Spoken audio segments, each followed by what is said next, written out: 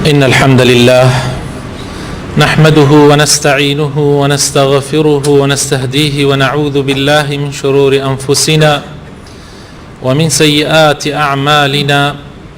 من يهده الله فلا مضل له ومن يضلل فلا هادي له، وأشهد أن لا إله إلا الله وحده لا شريك له، وأشهد أن محمدا عبده ورسوله. يا أيها الذين آمنوا اتقوا الله حق تقاته ولا تموتن إلا وأنتم مسلمون. أما بعد، فإن أصدق الكلام كتاب الله،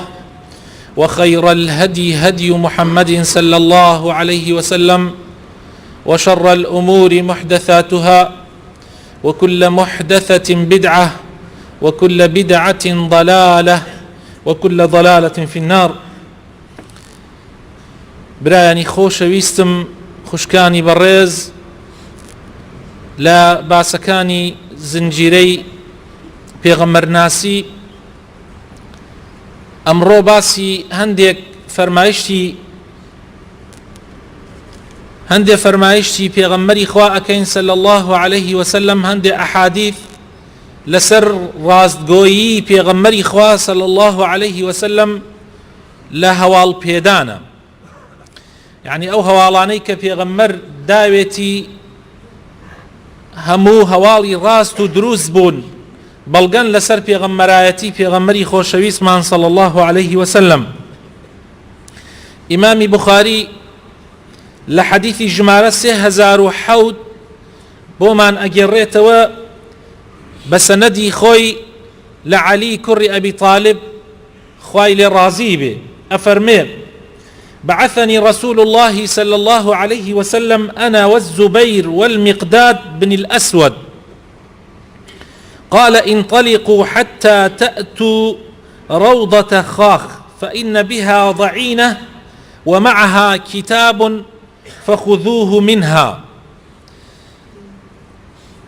پێغەمبەری خوا صلی الله عليه وسلم عادەتی وابوو هەر کاتێ بیویستایە دەربچوایە بۆ غەزایەک، بۆ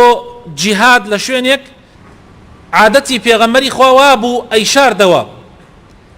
ئللا لە تەبووکە نەبێت. لەوێ پێغەمبەری خوا صلی الله عليه وسلم چونکە ڕێگاکە دوور بوو، مەسافەکە دوور بوو، بۆ ئەوەی مسلمانان خۆیان ئامادەکەن بە چاکی، هەموو جارێک پێغەمبەری خوا صلی الله عليه وسلم ئەیشاردەوە بۆ کوێ ئەچێ، بۆ ئەوەی دوژمن خەبەری پێ نەگا و خۆیان ئامادەکەن. بەڵام لە تەبووکە پێغەمبەر صلی الله عليه وسلم لەبەر دووری ڕێگاکە و وەزعەکەش کە زۆر ناڕەحەت بوو، پێغەمبەری خوا صلی الله عليه وسلم بە ئاشکرا وتی بە سەحابەکان: من بۆ ئەو شوێنە ئەچم. لێرە پێغەمبەری خوا صلی الله عليه وسلم ئەیەوێت فەتحی مەککە بکات، ئەیەوێت فەتحی مەککە بکە. لە کاتێکا کە ئەیویست فەتحی مەککە بکە، پێغەمبەری خوا صلی الله عليه وسلم لە لای کەس باسی نەکرد ئیلا مەگەر کەسە زۆر نزیکەکان کە مەبەستی ئەم غەزایەکە خەڵکو ئەکاتەوە بۆی، مەبەستی ئەوەیە کە ئەیەوێت بڕوا بۆ مەککە و فەتحی مەککە بکە. جا لەو سات و وەختانە کە جێشی ئیسلام و سوپای ئیسلام خەریکی ئامادە باشی بوون، پێغەمبەری خوا صلی الله عليه وسلم عەلی کوڕی ئەبی طالب و زوبەیری کوڕی عەوام و مقدادی کوڕی ئەسود کە سێ سوار چاکی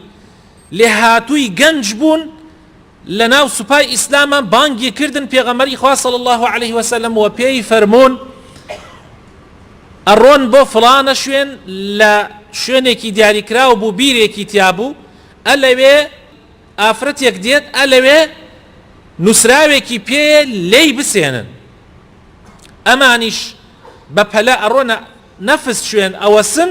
چاوەڕوان ئەبن تەماشاکەن ئافرەتێک بە سواری دێت بۆ نزیکی بیرەکە. یەکسەر ئەمانیش پێی ئەڵێن تۆ نووسراوێکت پێیە تەسلیممانی بکە. ئافرەتەکەش ئینکاری ئەکات، ئافرەتەکەش ئینکاری ئەکات.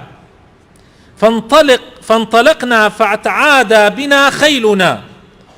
حتى انتهينا إلى الروضة چون أو شوێنەی کە پێغەمبەری خوا صلى الله عليه وسلم فرمووی روضتي خاخ فإذا نحن بالضعينة ئەڵێ تەماشامان کرد ئەو ئافرەتە هات فقلنا أخرجي الكتاب وتمان أو نسراوە دەرکە ئافرەتەکە ئینکاری کرد فقال ما معي من كتاب وتی من هیچم پێ نییە ئەمانیش پێیان و دەری کرد چونکە پێغەمبەر فەرموویەتی صلى الله عليه وسلم ئێمە ئەزانین تۆ نووسراوێکت پێیە ئەبێ دەری بکەی ئافرەتەکەش دەری کرد فأخرجته من عقاصها ئەڵێ لەناو پەلکەکانیان شاردبوویەوەی نووسراوەکەی دەرکرد دای بەدەستیان زانی پێغەمبەری خوا صلى الله عليه وسلم درۆ ناکات و تەسلیم بۆ ئافرەتەکە کتێبەکەی دا بەدەستیانەوە نووسراوەکە ئەوانیش هێنایان بۆ لای پێغەمبەری خوا صلى الله عليه وسلم فانتهينا به إلى رسول الله صلى الله عليه وسلم فإذا فيه من حاطب بن أبي بلتع إلى أناس من المشركين من أهل مكة يخبرهم ببعض أمر رسول الله صلى الله عليه وسلم كاتي تماشاي نسراوكيان كرت تماشايان كرت أم نوسينا لحاطبي كر أبي بلتعوية صحابي في غمرة صلى الله عليه وسلم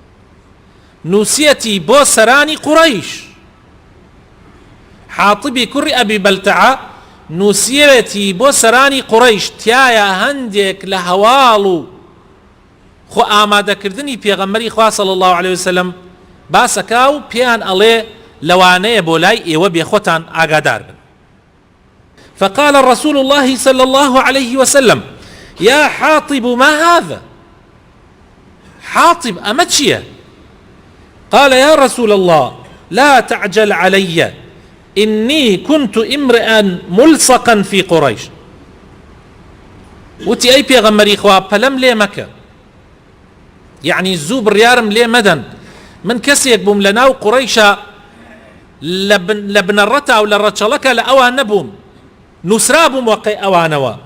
ولم أكن من أنفسها يعني للرتشلك قريش نبوم لمكة لكاتي كم شنك حاطب لمهاجرين بو لوان بو لمكة وهجرتيان كردو لقل بيغمروا أصحاب كان يابو مدينة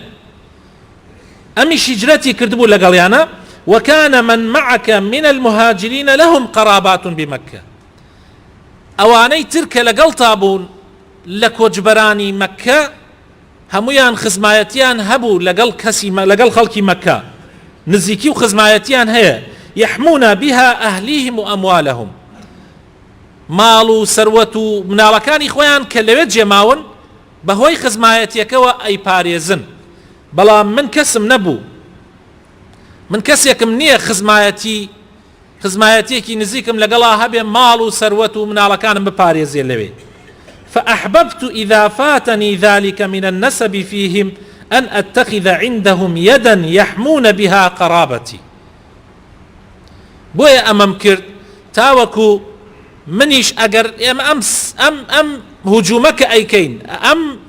غزايك أيكين أجر سر نكوتين بو أوي أم قصي منا أم نسراوي منا ببيت معي أوي كوا أوان بزيان بما بيتو مالو سامانكم داجيرنك صحابيك لحالتك توشي ضعف دي توشي لاوازي دي لبر خاطري أوي مالو سروتكي بباريزري لمكة نسراويك أنوسي على نوك إيما نتوانين مكة فتح بكين با خلقي مكة دعائي أجر دسيان كرد بسر مالو سامانا كانا إنكي منيش باريزراو بي بهوي أمنا ما يوك بيان أنوسم جاء عمري كوري خطاب تماشا أمك كاريكي زور خطر براستي أو دفاع لخويك راسيكي أليد وما فعلت أليد من أمل بر ونمكر ككفر بيان هل قرانا وبي الإسلام والرازيش نبو ما بكفر لدواء إسلام بيغمري إخوة صلى الله عليه وسلم فرموي لقد صدقكم فرموي حاطب راسك يعني أويك وتي راستك يعني ناو دلي خوي باسك حاطب بلام أم كاركي زور خطر نابي مسلمان بحيث شيويك ولا دوستايتي بو كافر هبي ئەگەر ئەو کافرەش نزیکترین کەسەکانی بێ، نزیکترین دۆستەکانی بێ. بۆیە عومەری کوڕی خەتاب زۆر تووڕە ئەبێ و ئەڵێ ئەی پێغەمبەری خوا دعني یا رسول الله أضرب عنق هذا المنافق. ئەم کارە کاری منافق و دوڕوەکانە، ئیجازەم بە ئەی پێغەمبەری خوا بابەم لە ملی، چونکە ئەمە لە ڕاستیە کاری ئیماندار نییە. بەڵام پێغەمبەری خوا صلی الله عليه وسلم ئەفەرمێ إنه قد شهد بدرا. ئەی عومەر، حاتب یەکێک بوو لەوانەی کە لە غەزای بەدرا بەشدار بوو. وما يدريك لعل الله أن يكون قد اطلع على أهل بدر فقال اعملوا ما شئتم فإني فقد غفرت لكم. أي عمر، حاتب بەشدار بووە لە جەنگی بەدرا، لە غەزای بەدرا، سابقەیەک و پێشینەیەکی جوان و چاکی هەیە ئەم پیاوە بەڕێزە. ئێستا تووشی ئەم هەڵەیە هاتووە. کێ ئەڵێ خوای تەعالا تەماشای ئەهلی بەدری نەکردووە؟ ئەم لەعەلە لە فەرمایشتەکانی پێغەمبەرە و لە قورئانیشە بۆ تەئکیدکردن هاتووە. یعنی خوای تەعالا لە پاش غەزای بەدر تەماشای ئەوانەی کرد کە بەشدار بوون لەو غەزا گەورەیە بۆ سەرخستنی ئیسلام. بۆیە خوای تەعالا پێیانی فەرموو ئەی ئەهلی بەدر، ئەی ئەوانەی کە بەشداریتان کردووە لە غەزای بەدرە، هەرچی ئەکەن دوای ئەمە بیکەن من لێتان خۆش بووم. یعنی ئەوە نە کارەکە گەورەیە، هەر کارێکی تر دوای ئەوە بکرێت ناتوانێت ئەو کارە گەورەیە بسڕێتەوە. ئەمەش لە ڕەحمەتی خوایە بۆ ئەهلی ئیمان. یعنی ئەهلی ئیمان جاری وا هەیە کارێکیان ئەنجام داوە یا کارێک ئەکەن ئەوەندە گەورەیە بۆ خوای تەعالا، دوای ئەوە خوای تەعالا لە هەر هەڵەیە کە ئەیکەن خۆش ئەبێ. لەبەر ئەوە پێغەمبەری خوا صلی الله عليه وسلم لە حاتب خۆش بوو، لەبەر ئەوەی کە یەکێک بوو لەوانەی لە غەزای بەدرا بەشداریان کردبوو. بەڵام کارەکەی حاتب کارێکە لە کارە گەورەکان، لە گوناحە گەورەکان کە مستحقی عقوبەیە. بەڵام ئەو کارەی پێشووتری بۆ مایە ئەوەی کەوا عەفو بکرێ لەو گوناحە گەورەیە. ئەم حەدیثە ئەوەمان بۆ دەرئەخا کە پێغەمبەری خوا صلی الله عليه وسلم جاری وا هەبووە لەلایەن خوای تەعالاوە شتێلێکی پێوتراوە، وحی بۆ هاتووە بە مەسائلێک کە غەیبە و خەڵک نایزانێ، بەڵام پێغەمبەری خوا ئاگادار کراوەتەوە لێی. چونکە پێغەمبەری خوا بە عەلی و بە زوبەیر و بە میقداد فەرمووی بڕۆن لە فڵانە شوێنە ئافرەتێ دێ نووسراوێکی پێ نووسراوەکەی لێوەربگرن لێی بسێنن. ئەمەش معنای ئەوەیە کە وحی پێغەمبەری ئاگادار کردوێتەوە. پێغەمبەری خوا لە خۆیەوە ناتوانێ ئەمە بکە. و لەسەر ئەمە چەندین حەدیثی تریشمان هەیە، بەڵکو ئەتوانی بڵێ ژمارەکەی لە دەیەها تێپەڕ ئەکا. هەموو شایەتی ئەدەن لەسەر ئەوەی کە پێغەمبەری خوا صلی الله عليه وسلم بە وحی ئیلاهی ئاگادار کراوەتەوە. بۆ نمونە حەدیثێکی تری بوخاریمان هەیە لە ژمارە 3169 ئەبو هورەیرە بۆمانی ئەگێڕێتەوە. ئەفەرمێ کاتێ فەتحی خەیبەر کرا، فەتحی خەیبەر غەزایەک بوو لە بەینی ئیسلام و جوولەکەیە، پێغەمبەری خوا تایە بەشدار بوو. لەو غەزایە پێغەمبەر و مسلمانان سەرکەوتن بەسەر جوولەکەیە. لە کاتی ئەو غەزایە دەستی حەیوانێ بە هەدیە لەلایەن جوولەکەوە هێنرا بۆ پێغەمبەری خوا صلی الله عليه وسلم. ئەیانزانی پێغەمبەری خوا حەزی لە دەستی حەیوانە، یعنی لە گۆشتا حەزی لە دەستەکەی ئەکرد پێغەمبەر صلی الله عليه وسلم. کە هێنایان پێغەمبەری خوا صلی الله عليه وسلم فەرمووی ئەو جوولەکانەی کە لێرن لەم دەوروبەرن کە لەلایەن ئەوان و ئەمە هاتووە بۆ من کۆیان کەنەوە، کۆیانیان کردەوە. پێغەمبەری خوا صلی الله عليه وسلم فەرمووی پرسیارێکتان لێ ئەەکەم، بەس بەڕاستی وەڵامم بەنەوە. وتیان بەڵێ. پێغەمبەر فەرمووی کێ باوکی ئێوەیە؟ یعنی نەسەبی ئێوە و ڕەچەڵەکی ئێوە بۆ کی ئەگەڕێتەوە؟ وتیان بۆ فڵان کەس ئەگەڕێتەوە، یعنی ئێمە لە نەوەی فڵانە کەسی. پێغەمبەر صلی الله علیه وسلم فەرمووی درۆتان کرد ئێوە لەنەوەی فڵانە کەس نیتان بەڵکو لەنەوەی فڵانە کەسن وتیان واللهی ڕاستەکەی پێغەمبەر فەرمووی دەیپرسیارێترتان لێ ئەەکەم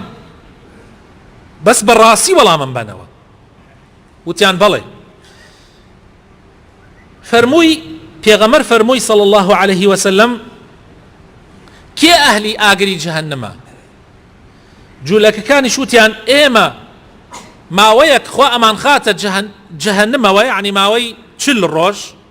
کە وەکو عەقڵیەتی خۆیان وا ئەڵێن دوای ئەوە خوا دەرمانەکە ئەمجا ئێوە خاتە شوێنەکەمان پێغەمبەر صلی الله عليه وسلم فەرمووی دەمکوت ببن واللهی ئێمە لە شوێنی ئێوە ناڕۆینە ئاگری جەهەنەمەوە بەڵام ئێوە درۆ ئەکەن بەدەمی خواوە بەدەمی کتابەکەی خواوە درۆ ئەکەن وتیان واللهی ڕاستەکەی ئەی محەممەد دەی پێغەمبەر فەرمووی پرسیارێکی ترتان لێ ئەەکەم دوای ئەوەی کە زانیتان درۆتان لەگەڵ ما کرد لە مەسەلەی باوک و ڕەچەڵەکتانە پێتانم ڕاستیەکەم پێتان وت دوای ئەوەی ڕاستیم پێوتن دەربارەی ئاگری جەهەنەم دەی ئێستا ئەمەیان بەڕاستی بڵێن درۆ مەکەن ئێستا ئێوە ئەزانن کە من هەواڵەکە ئەزانم ئەم دەسە کە هێناوتانە بۆ من ژەهراویتان کردووە یانە وتیان والله ژەهرمان تێ کردووە یعنی ژەهریان تێ کردبوو بۆ کوشتنی پێغەمبەر صلی الله عليه وسلم دەی پێغەمبەر فەرمووی بۆ ئەمەتان کرد وتیان والله لەبەر ئەوەی أردنا